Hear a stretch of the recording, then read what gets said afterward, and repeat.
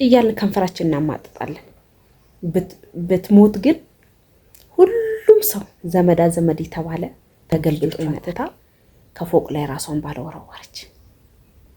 አሁን ግን ለመመሰከርና ለምስጠየቁ ለመመለስ በጣም ብቸኝነት ተሰምቶኝ በጣም አዝኜ በጣም በቃ የሰራሁትን ብሩላ በዛን ሰዓት እኔ እግዚአብሔር እንደው ልቦና ሰጥቶኝ በመጠከሬ በማስተዋሌ ዛሬ ላይ በጣም ከማያጻር ነው።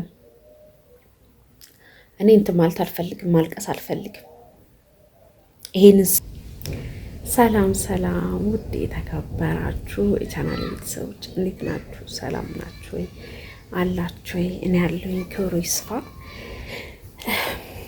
እውነት ግን ያ የሆነ ነገር አይቻል አስችል ብሎኝ ነው ወደ እናንተ የመጣሁትና ትናንትና እና ያየሁትና ወደ ሀያት አራብሳ 49 የሚባልበት አካባቢ ያለና አንዲት ሴትዮዋ ከኮንዶሚኒየም ከአራተኛ ፎቅ ላይ ራሷ ወርውራ ሌሊት እንግዲህ 10 ሰዓት ራሷን የወረወረችው እንግዲህ እንደተባለው ማለት ነው። 10 ሰዓት ራሷን እንደጣለች የተገኘችው ግን ጠዋት ነው። አስቡት ምን ለማለት ፈልጌ እንደሆነ ታውቃላችሁ? እኔ ብዙ ጊዜ ይሄቺ ሴትዮዋ እንደዚህ የሆነችበት በጣም ከስራ ተቀንሳ የሁለት ልጆች እናት ናት። ኮንዶሚኒየሙን ተከራይታ ይሁን የራሷ ይሁን አልተገለጠም። ግን የሰው ልጅ ስንሞት ብቻ የምናጨበጭብ አጨብጫቢዎች በህይወት እያለን እቺ ሴትዮዋን መሰከሩ። ሁሉም ጎረቤቶቹ ስራ ታበቃ ዲፕሬሽን ውስጥ ገብታ ከስራ ስለተቀነሰች መቼም ብዙ ነገሮች እንደሚጎልባት ታውቃላችሁ። እንኳን ሳይሰራ እንኳን ተሰርቶ አይደለም ሳይሰራ ከባድ ነው አይደለ? እና ብዙ ጊዜ የማየው ነገሮች ነው ውስጤ ስለቆረቆረኝ ነው እውነት ለመናገር ብዙ ጊዜ የምንሯሯጠው እክሌ ታሟል፣ እክሌ ዘመድሽ ታሟል፣ እክሌ እንደዚህ ሆኗል ስንባል ማለት ነው እግዚአብሔር ይማራት እያልን ከንፈራችን እናማጥጣለን። ብትሞት ግን ሁሉም ሰው ዘመዳ ዘመድ የተባለ ተገልብጦ ይመጣል። ጎረቤትም ቢሆን አሁን አይዞሽ ያልፋል፣ ይሄ ከዚህ ስራ ብትቀንሽ እስቲ ዝቅ ብለሽም ቢሆን ሌላ ስራ ፈልጊ አይዞሽ ቢባል ሁሉም ከንፈር እያማጠጠ አይዞሽ የሚላ ሰው ቢኖር ኖሮ እቺ ሴትዮዋ ከሁለት ልጆቿን ትታ ከፎቅ ላይ ራሷን ባለወረወረች። አሁን ግን ለመመሰከርና ለምስጠየቁ ለመመለስ ይሯሯጣሉ። ለምንድን ነው ግን ስንሞት ብቻ እግዚአብሔር አምጣውና ለሁሉም ሆነ ሰው የሆነ ነገር ቢያጋጥሙ፣ ለምሳሌ እኔ አሁን እዚህ ጋር ታውቃላችሁ ብዙ ጊዜ ወደ እናንተ ነው የምመጣው። የሆነ ስከፋኝም ደስተኛው ስሆን ወደ እናንተ ነው ይዤ የመጣው። ለምን በፊት ላስታውሰዋለሁኝ በጣም ብቸኝነት ተሰምቶኝ በጣም አዝኜ በጣም በቃ የሰራሁትን ብሩላ በዛን ሰዓት እኔ እግዚአብሔር እንደው ልቦና ሰጥቶኝ በመጠከሬ በማስተዋሌ ዛሬ ላይ በጣም ነገ ያገኛለሁ በማለቴ ነው እንጂ በዛን ሰዓት የማይሆን ነገሮችን ወስኞ ቢሆን ኖሮ እኔም እዚህ ጋር አልገኝም ነበር። እግዚአብሔርም ደግሞ ይሄንን ጸጋዎችን አይሰጠኝም ነበር። ምን እንደው ታውቃለች፣ እኔ በጣም ከማያጻር ነው። እኔ እንትን ማለት አልፈልግም፣ ማልቀስ አልፈልግም። ይሄንን ስሜት የሚያውቀው ማለት ነው እውነቴን ነው የምላችሁ።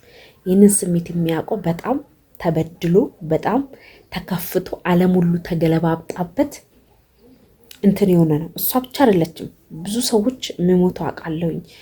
ብዙ ሰዎች የማይሆኑ ነገሮች ራሳቸውን አጥፍተው አሁን እዚሁ ሰፈር ላይ ወንድ ራሱ ከአንዴ ሁለቴ ሶስቴ ራሱን ያጠፋ ሰዎችን አውቃለሁኝ። በደንብ ባልግባባ ማለት ነው። ግን ዲፕሬሽን የሚባለው ነገር እውነቴን ነው የምላችሁ በጣም እጅግ በጣም ከባድ ነው። ስሜቱ እመሙ በጣም በቃ እንዲህ ነው ብዬ የማልገልጽላችሁ ነገር ነው።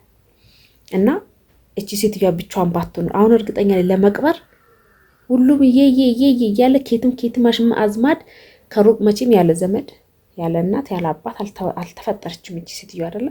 ሰው ይኖራታል። ግን እነዛም ሰዎችም ከስራ ያስቀነሷት ሰዎች ደግሞ በቃ ገቢ አጥቶ ሊሆን ይችላል። አይፈረድባቸውም። እነሱም የራሳቸው እንትን ሊኖር ይችላል። ግን አንዳንድ ሰዎች እኔ እንጃ ከነበርንበት ለምን ዝቅ እንላለን? ይሄኛውን ብናጣ ቢያንስ ሌላውን መፈለግ። እሷ እርግጠኛ ነኝ የልጅ እናቶች ስለሆነች ብዙ አማራጭ እሷ ናት ውስጧን የምታውቀው። ብዙ ነገሮች ፈልጋ ሊሆን ይችላል። ኢትዮጵያ ላይ ከሌላችሁ ብር ከሌላችሁ የሆነ ነገር ገቢ ከሌላችሁ የምትንቀሳቀሱበት የምትወጡበት የምትገቡበት ከሌላችሁ ማንም አይፈልጋችሁ። ማንም በአሁን ሰዓት ደግሞ የሆነ ስራ እንኳን አስቀጥሩኝ ብላችሁ ሆነ ደህና ቦታ እንኳን ብትሄዱ እውነቱን እናውራ ከተባለ ወይም በጉቡ ወይም ደግሞ አንቺ ሽጪልኝ ነው የሚባለው። እውነቴን ነው የምላችሁ። ወይ መጣው ልጅ የተነሳ ከእንቅልፍ እና እባካችሁ በህይወት እያላችሁ ተረዳዱ። በህይወት እያላችሁ የሆነ ሰው እንዲቸግሮኛል፣ እንዲርቦኛል፣ እንዲሆኛል፣ እንዲስራ አጥቻለሁኝ ስሏችሁ ማለት ነው። እውነቴን ነው የምላችሁ። ቢያንስ ማድረግ እንኳን ባችሁ ስራ በማፈላለግ ለሰው በመናገር ያ ሰው ደግሞ ተቸግሮ 2 ወር 3 ወር የማይሆን ስሜት ውስጥ ከሆነ ብር አዋጣችሁም ቢሆን 1 ብር 2 ብር ተዋቶም ቢሆን እንዲሰጣት። የቤት ኪራይ ስትያው ነው የቤት ኪራይ ደርሶባት በጣም የተጠራቀም ሊሆንባት ይችላል። አውቃለሁ፣ በደንብ ተረድቻታለሁ። ግን 2 ሞት ነው የሞተችው። በቃ ሰይጣኑ ደግሞ በል በል በል በል ነው የሚለው። እጅ ከሰጣችሁ አድርስ ነው። እውነቴን ነው የምላችሁ፣ አድርስ። በጣም ከባድ ነው እጅግ በጣም። በተለይ እነዚህ ልጆቿን 2 ልጆቿን እሺ እኔ ውድ ተነሳሽልኝ? እሺ ንፋስ ይሆንባልሽ። ኮፍያውን ልበሱ እና እጅግ በጣም ብዙ ነገሮች አሉ እና እኛ ይሄኔ ውድ አይ እንዴት ናችሁ በላችሁ። ጥቅስ በላችሁ። እሺ ይሄኔ ቡጥላ እና ጨክና ልጆቿን ትታትሄድም። አማራጮችን ብታጣ ግራ ቢገባት ዓለም ቢገለባበጥባት ነው እንደዚህ ያደረገችው። አጻት ነው ራስን ማጥፋት። ግን በዛን ሰዓት ጭንቅ ላይ ስትሆኑ ማለት ነው እኔ በደንብ እረዳዋለሁ እመሟን በደንብ ማለት ነው። ሴት የሆናችሁት ችግርን ያያችሁት እጅግ በጣም ብዙ ነገር የሆናችሁት ትረዳላችሁ። ለሌላው ሰው ግን ዝም ብላችሁ ሆነ ወሬ ነገር ነው ሊመስላችሁ የሚችለው። ዝም ብሎ የሚወራ ነገር ነው ሊመስላችሁ የሚችለው፣ ግን አይደለም። እውነቴን ነው የምላችሁ። በህይወት እያለ ሰውን እርዱ። ከምታገኙት ደሞዝ ላይ የምትሰሩት 1 ብርም ትሁን 50 ብርም ትሁን 100 ብር ካልበዛ አይደለም፣ ለነፍሳችሁ ስትሉ አድርጉ። አሁን እውነቴን ነው የምላችሁ እዚሁ አካባቢ ላይ የታመመች አለች። እውነት ብቻዋን ነው ስትወልድም ብቻዋን ነው፣ ሰውም አልነበራት። አሁን ላይ ሆስፒታል ተኝታ ነው ያለችው። እግዚአብሔር እንደው ለልጆቿ ስል ምሕረቱን ይላክላት።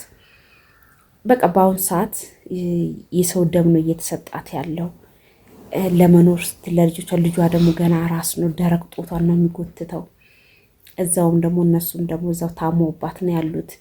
በቃ ምን ብዬ ልንጋራችሁ ግን ማለት ነው እኛ ሰዎች ስንባል እኛ አበሻ ስንስል ካየሁኝ አንጻር ነው እንደዚህ ምርር ብሎኝ ወደ እናንተ የመጣሁት ማለት ነው። ካየሁት አንጻር ነው። ምንድን ነው ያየሁት? ቆይ ባባዬ አንዴ አባቴ አንዴ እሺ፣ ቆይ አንዴ ላውራ እሺ፣ በላ እሺ ማይበል ማይበል ተፈታብህ፣ እጅ የታሰረው እጅ ተፈታብህ። አስተካክለው እሱን አስተካክለው እጅሽን እና በጣም ከባድ ነው። እንደዚህ ቪዲዮ ላይ ስታዩ ሁሉም ሰው አልጋ ላይ ባልጋ በሆነለት አልጋ የሆነለት የተመቻቸለት የ5 ደቂቃ ቪዲዮ አይታችሁ ሊሆን ይችላል። ረፋ እሺ ነው የሚባለው። ወይኔ ሂድ አምጣልኝ እና ስላየሁኝ ነው። በጣም ታሞ በጣም ብዙ ነገር ሆኖ ሳግዙ ቀርተው ሲሞቱ ግን ከየትና ከየት መኪና እንኳን ኮንትራት ይዞ ይመጣሉ። ሳትሞት በፊት ወይ ሳይሞት በፊት ያ ኮንትራት የሚያዝበትን እዛው እያሉ አዋጣው እንድትታከም ብሩን ቢልኩስ የትኛው ይሻላል? ለመቅበርና በሬ ለማረድና በግ ለማረድ የሚሮጥ ህዝብ የሚሮጥ ኢትዮጵያውያኖች ነን። በጣም ነው የማዝነው። እና ለማንኛውም ውድ ቤተሰቦች በህይወት እያላችሁ ተረዳዱ። በህይወት እያላችሁ ሰውን እርዱ። ካላችሁ ላይ አካፍሏቸው። የምታውቁት ሰው፣ የታመመ ሰው፣ የተቸገረ ሰው፣ ስርዓቱ ዲፕሬሽን ውስጥ ዲፕሬሽን በጣም ከባድ ትልቅ በሽታ ነው። እውነት ከባድ ነው። ደህና ሁኑልኝ።